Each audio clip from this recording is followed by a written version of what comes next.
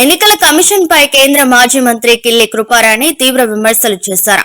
భారత ఎన్నికల commission BJP అనుబంధ సంస్థగా మారిపోయిందని ఆరోపించారు. భారత రాజ్యాంగం ఎన్నికల సంఘానికి ఆర్టికల్ 329 ప్రకారం విస్తృత అధికారాలు కట్టబెట్టినా బీజేపీకి అనుకూలంగా పనిచేస్తున్నారంటూ ధ్వజమెత్తారు. విశాఖ బీచ్ రోడ్ లో కాంగ్రెస్ పార్టీ ఓటు చోరీపై క్యాండిల్ కాగడ ర్యాలీ నిర్వహించి నిరసన తెలిపింది. ఈసీ అంటే ఎలక్షన్ చోరీలా మారిందని, ఓటు చోరీపై రాష్ట్రపతి ప్రజాస్వామ్య పరిరక్షణ కోసం జోక్యం చేసుకోవాలని డిమాండ్ చేశారు. మల్లికార్జున ఖర్గే గారి నాయకత్వం, సేవ్ డెమోక్రసీ, రాహుల్ గాంధీ గారి నాయకత్వం.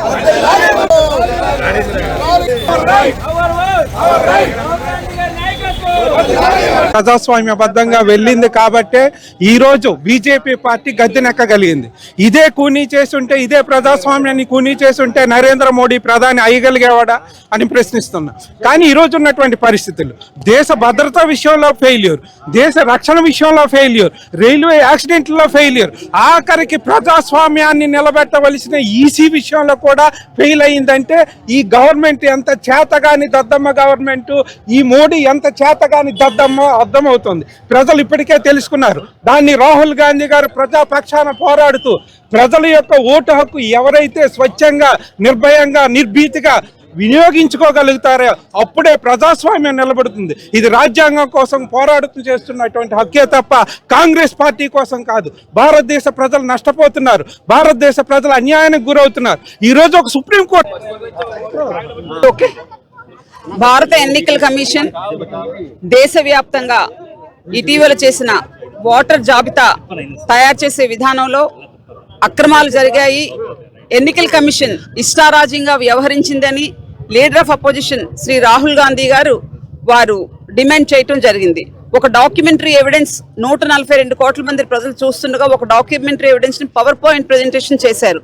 అయితే ఇది చూసిన తర్వాత భారతీయులందరిలో ఇది నిజమే, ఇది వాస్తవం అనటానికి ఎవరి ఆత్మలో వారు కొన్ని ఆత్మ పరిశీలన చేసుకుంటే మనకు తెలిసిన విషయాలు మనకు తెలుసు.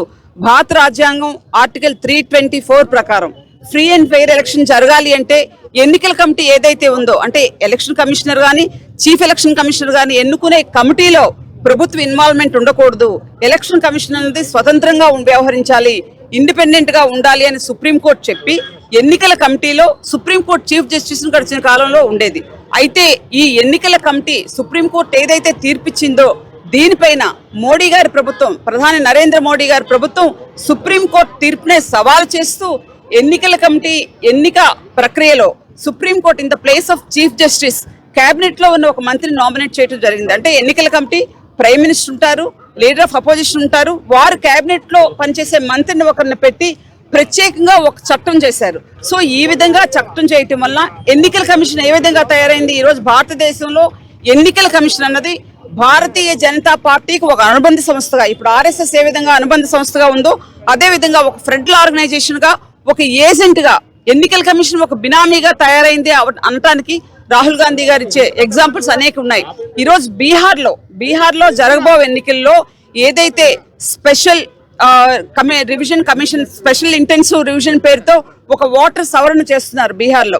అయితే సుప్రీంకోర్టు చెప్పింది ఈ ఏదైతే ఉందో ఎస్ఐఆర్ సవరణ ప్రక్రియలో మీరు ఓటర్ ఐడెంటిటీ అదేవిధంగా ఆధార్ని మాత్రమే పరిగణలోకి తీసుకుంటారని చెప్తే ఏనాడో 1955 లో ఎన్ఆర్సీ నిర్దేశించిన ధృవీకరణ పత్రాలు ఏవైతే ఉన్నాయో, అంటే బీహార్ లో ఓటర్ గా నమోదు అవ్వాలి అంటే ఫస్ట్ నమోదు కాబోయే ఓటర్ ఎవరైతే 18 సంవత్సరాలు పూర్తి చేసుకున్నాడో ఆ ఓటరు సిటిజన్ ఆఫ్ ఇండియా అని ప్రూవ్ చేసుకోవాలి, ఆ ధృవీకరణ పత్రం కావాలంట.